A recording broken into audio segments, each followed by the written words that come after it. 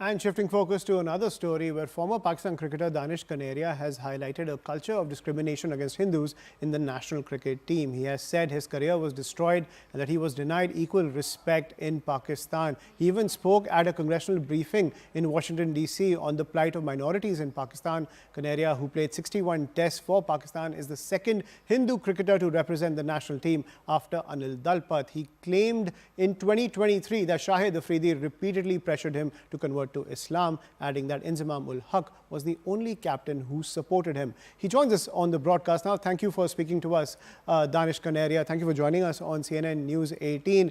मेरा पहला सवाल है कि पाकिस्तान में भी क्रिकेट का काफ़ी फैनफेयर है जो मज़हब से भी बड़ा हो जाता है. एज अ हिंदू क्रिकेटर आपकी क्रिकेट जर्नी के बारे में थोड़ा बताइए.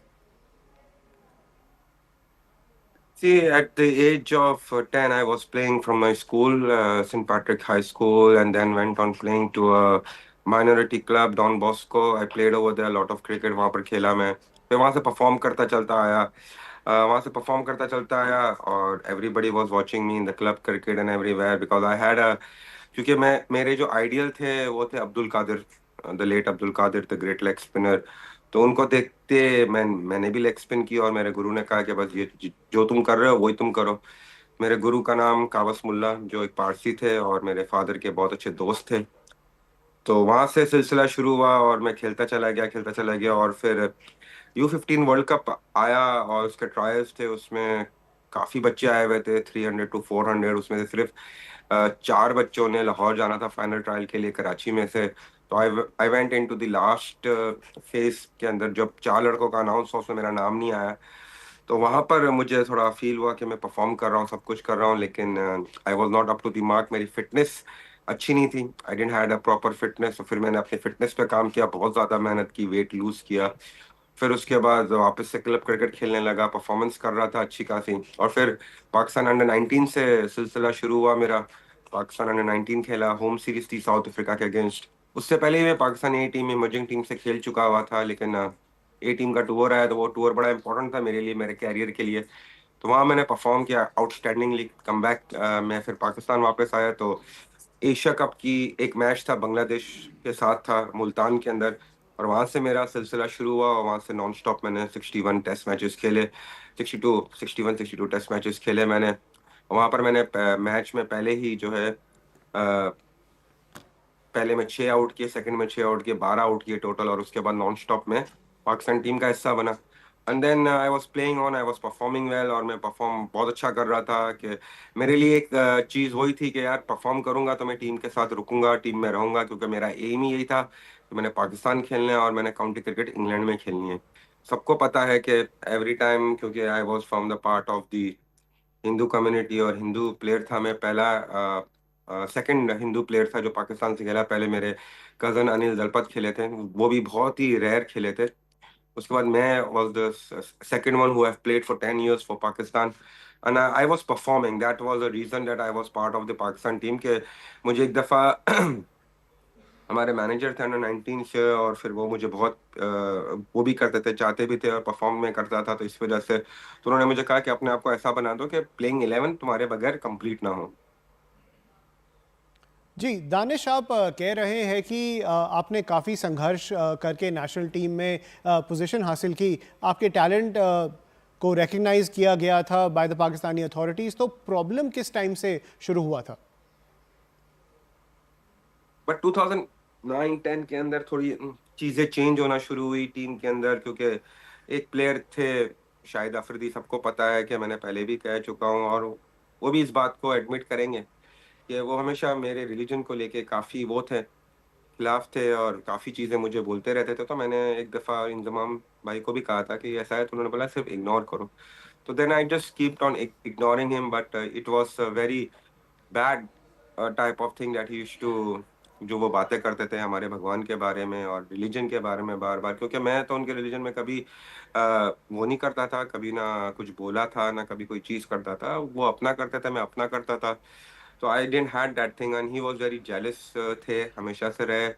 आई don't know what was the reason behind it, because being a Hindu in my mind I had that यार ये जिस तरह से ये लोग हरकत कर रहे हैं, चीजें कर रहे हैं मेरे साथ, because Inzamam, I played under Inzamam भाई for 3-4 years when he was a captain, वो सब बेहतर चल रहा था। उसके बाद अब चेंजेस हुई, चेयरमैन चेंज हुए, बहुत सारी चीज़ चेंज हुई, तो फिर चीज़ें चेंज होना शुरू हो गई। मेरे साथ जो बर्ताव होने लगा वो बहुत ही एक अजीब सा बर्ताव होने लगा। आई डिडंट गॉट इट कि भाई क्यों हो रहा है अचानक से, मैंने किया क्या है इस तरह से? और मैं तो परफॉर्म करते हुए आ रहा हूँ, मैं तो लीडिंग विकेट टेकर हूँ, सारा कुछ हूँ।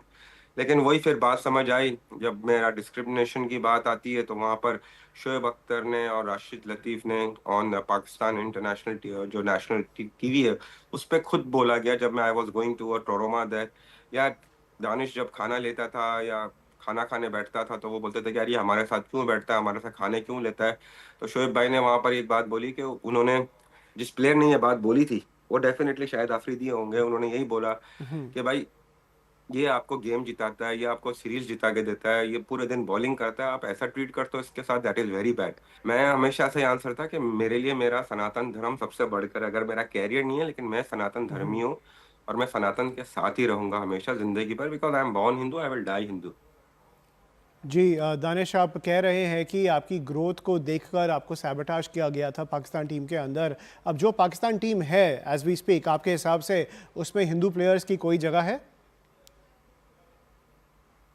बिल्कुल नहीं है जगह, क्योंकि जब से I was the last Indian to play for Pakistan और अभी मेरे ख्याल से 15 साल हो गए, कोई मेरे बाद कोई नॉन मुस्लिम टीम में नहीं आया। सो ये मतलब एक क्लियर एक आंसर है कि यार डिस्क्रिमिनेशन है और they don't want any of the non Muslim to be part of the Pakistan team. और जहाँ तक मेरी बात है परफॉर्मेंस की, देखो मैं परफॉर्म्स कर रहा था तो मैं खेल रहा था, ठीक है ना? ठीक है, मे बी शायद वहाँ पर ऐसे लड़के नहीं होंगे जो एक्स्ट्राऑर्डिनरी होंगे या परफॉर्म नहीं कर रहे होंगे, जो भी है।